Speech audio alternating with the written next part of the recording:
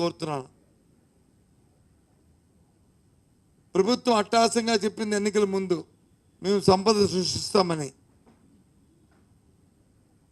ఇది సంపద సృష్టిలో భాగమా అని అడుగుతున్నాను. ఇదేనా సంపద సృష్టించమంటే? ప్రభుత్వం ఉన్న వందల కోట్ల వేల కోట్ల ఆస్తిని 99 సంవత్సరాలకి పారదర్శకత లేకుండా ఒక సంస్థకి ఇవ్వడం అనేది ఎంతవరకు సంబంధించి ఆలోచించమని కోరుతున్నాను. నిజంగా మీకు చిత్తశుద్ధి ఉంటే ఎస్ ఇగో ఇక్కడ ఈ భూమి ఉంది, దీన్ని ప్రభుత్వం అభివృద్ధి చేయదలుచుకుంది, ప్రభుత్వంకి దీని మీద రెవెన్యూ జనరేట్ అవ్వాలి, ఎవరు వస్తారు, ఏ సంస్థ వస్తారు రండి అని ఓపెన్గా మీరు ప్రకటించాలనేది మా డిమాండ్. దాన్ని బట్టి ఆలోచన చేసుకోవాలి. అది లేకుండా పూర్వపరాలతో ఉన్న మీకున్న పద్యాలతో మరి 1300 కోట్ల రూపాయలు తక్కువ లేకుండా ఉన్న ఆస్తిని సంవత్సరానికి 6 కోట్ల రూపాయలు లీజుకి ఇవ్వడం అనేది ఎంతవరకు న్యాయమో ధర్మమో, దీంట్లో ఉన్న మతలబ్ ఏంటో రాష్ట్ర ప్రధానికాన్ని ఆలోచించమని కోరుతున్నాను. ప్రభుత్వాన్ని డిమాండ్ చేస్తున్నాను సూటిగా. సినిమాలు, కన్వెన్షన్ సెంటర్లు, రెస్టారెంట్లు కట్టాలంటే ఊరికి దూరంగా కట్టవచ్చు. ఎక్కడైనా వెళ్తారు ఆహ్లాదకరం కోసం, బీచ్ పక్కనే ఎక్కర్లేదు. ఏమైనా కొత్తదనం ఉంటే, ఏదైనా ఒక కొత్తదనంతో ఒక టెక్నాలజీతో ఇంప్లిమెంట్ ఉంటే ఓకే, బట్ లేదే. ఎందుకంత ఆతృత, ఎందుకంత అవసరం? పెద్దలు సమాధానం చెప్పాలి, నాయకులు సమాధానం చెప్పాలి, ప్రభుత్వం దీని మీద రియాక్ట్ అవ్వాలి. ఎందుకోసం ఇస్తున్నామనేది. మళ్ళీ దాంతోపాటు కొన్ని అంతకుముందు ఒప్పందాల్లో అయితే స్టాంప్ డ్యూటీ, మిగతా కన్వర్షన్ ఛార్జెస్ అన్నీ సుమారు 150-170 కోట్ల రూపాయలు. ఇంకా దీంతో పాటు ఫ్రీ. ఆ 170 ఇంకో 150 పెడితే అవన్నీ తయారైపోతాయి కదా.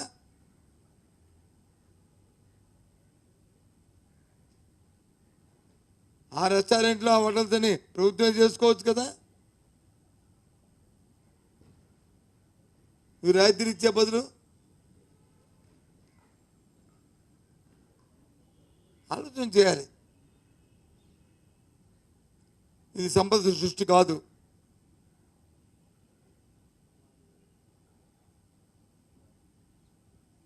ఆలోచించమని కోరుతున్నాను. దీన్ని ఈ తాలూకా ఈ ప్రక్రియని, ఇది వాస్తవం అయితే పేపర్లో వచ్చేదంత వాస్తవమై రేపు కానీ ఆ సంస్థను కానీ ఒప్పందాలకు కానీ ప్రభుత్వం తయారుకైతే దీన్ని పూర్తిగా కూడా మేము విభేదిస్తున్నాం. ఇది పారదర్శకతతో కాండి అని చెప్పి మేము చెప్తున్నాం. ఒకవేళ నిజంగా ప్రభుత్వం ఆలోచన ఉంటే దాన్ని పబ్లిక్ డొమైన్లో పెట్టి వివిధ సంస్థలను ఎవరు వస్తారో రమ్మని చెప్పి కోరాలని మా డిమాండ్ చేస్తున్నాం.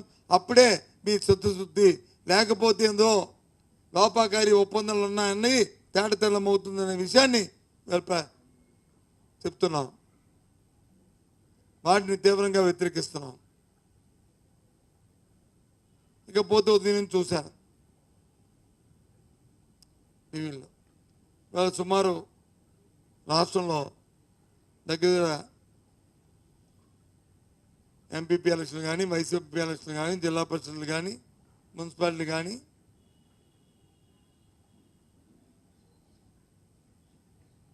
ఎన్నికలు జరిగాయి. ఎవరైతే రాజీనామాలు చేస్తారో, ఎవరైతే చనిపోయారో ఏవైతే ఖాళీలు వచ్చాయో ఖాళీలన్నింటికీ జరిగాయి. సుమారు 50-60 వరకు జరిగి ఉంటాయి. Number subject correct. ఇవాళ ఈ ప్రభుత్వం ఇంత పెద్ద ఎత్తున గెలిచిన తర్వాత త్వరలో మళ్ళీ ఎన్నికలు జరగబోతున్నాయి. మళ్ళీ సాధారణ ఎన్నికలు జరుగుతాయి. టైం అయిపోయింది. ఇంక ఇది ఒక ఈ జరిగిన ఎన్నికలు ఎవరు ఎన్నికైనా వాళ్ళ తాలూకా కాలం సంవత్సర కాలం. ఇంకా 10 రోజులు, ఓ నెల రోజులు, 10 రోజులు తక్కువే. ఇంకా దానికోసం ఇంత అప్రజాస్వామ్యంగా ఎన్నికలు జరపవలసిన అవసరం ఉందా చెప్పండి. ఇంకో విషయం ఏంటంటే, నేను రాజకీయాల్లోకి వచ్చిన దగ్గర నుంచి ఈ రాష్ట్రంలో కొన్ని ప్రాంతాల్లో కొన్ని రాజకీయమైన కక్షలు, కారణమయాలు, లేకపోతే అక్కడ ఉన్న పరిస్థితులు, స్థానమాన పరిస్థితుల ప్రకారం ఉన్న పరిస్థితులు కొన్ని ఉన్నాయి. కానీ మన కోస్తా ప్రాంతం విజయవాడ దగ్గర నుంచి శ్రీకాకుళం వరకు చూసుకుంటే ఎన్నికలంటే మాత్రం లా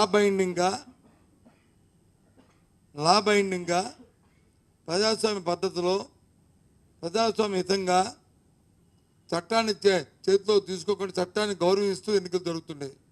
ఏ పార్టీ అధికారంలో ఉన్నా సరే. అది మా పార్టీ కానీ టీడీపీ పార్టీ కానీ ఏ పార్టీ అధికారం ఉన్నాయి ఈ రాష్ట్రంలో, ఉమ్మడి రాష్ట్రం దగ్గర నుంచి మొన్నటి వరకు కూడా, మేము అధికారం ఉన్నప్పుడు దగ్గర నుంచి కూడా ఎప్పుడు కూడా దౌర్జన్యాలు, పోలీసుతో ఒత్తాసుపల్లికి జులుము చేయడం, కొట్లాట్లు, ఎప్పుడు కూడా అలాంటి సాంప్రదాయాలు మనకు లేవు. కానీ ఇవాళ చూసాం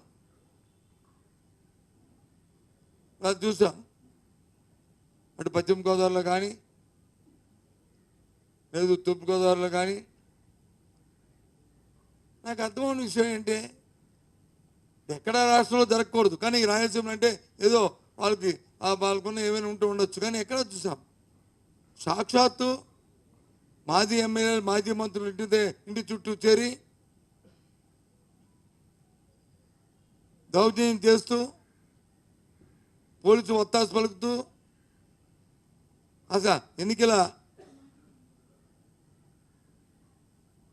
ఆ ప్రాంగణంలోకి వెళ్ళకంట అడ్డు పెడుతూ నేపథ్యంలో పోలీసు వ్యవస్థ వచ్చి ప్రేక్షపాతం వహిస్తుందంటే ఏమనుకోవాలి? దేనికోసం? వైసీపీ ఎంపీ ముఖ్యమా? రాష్ట్రంలో శాంతి భద్రతలు ముఖ్యమా? ఒక ఎంపీపీ తాలూకా ఇది ముఖ్యమా? రాష్ట్ర ప్రజల తాలూకా శ్రేయస్సు ముఖ్యమా? ఆలోచన చేయండి. దేనికోసం? నేను పేరు చెప్పను కానీ 2-3 అధికారులతో, పోలీసు అధికారులతో మాట్లాడాను. ఆఫ్టర్ ఆల్ మాకు వచ్చి ఒక ఎంపీపీ, ఒక జడ్పీటీసీ, లేకపోతే ఒక ఎంపీపీ, ఒక వైస్ ప్రెసిడెంట్ పోతే మాకేమీ నష్టం కాదండి. కానీ ఈ రకమైన విధ్వంసాన్ని ప్రోత్సహిస్తే రాబోయే కాలంలో ఏ రకంగా ఉంటుందో ఆలోచన చేసుకోండి. ఇది మంచి సాంప్రదాయం కాదని చెప్పి నేను చెప్పాను, నేను కోరాను. మీ పని మీరు చేయాలి. ఎన్నికలు వచ్చినప్పుడు వ్యవస్థ చేయాలి, నిష్పక్షంగా వ్యవహరించాలి. పార్టీని మార్చుకోండి కాదు అది, కానీ ఇంట్లో ఉన్న వాళ్ళు తీసుకెళ్తుంటే ఎన్నికలకు వెళ్ళనీకంట పోలీసే వచ్చాటి, లేదు రాజకీయ పార్టీలు వస్తే వాళ్ళు వీళ్ళు కొట్టుకోండి అని చెప్పి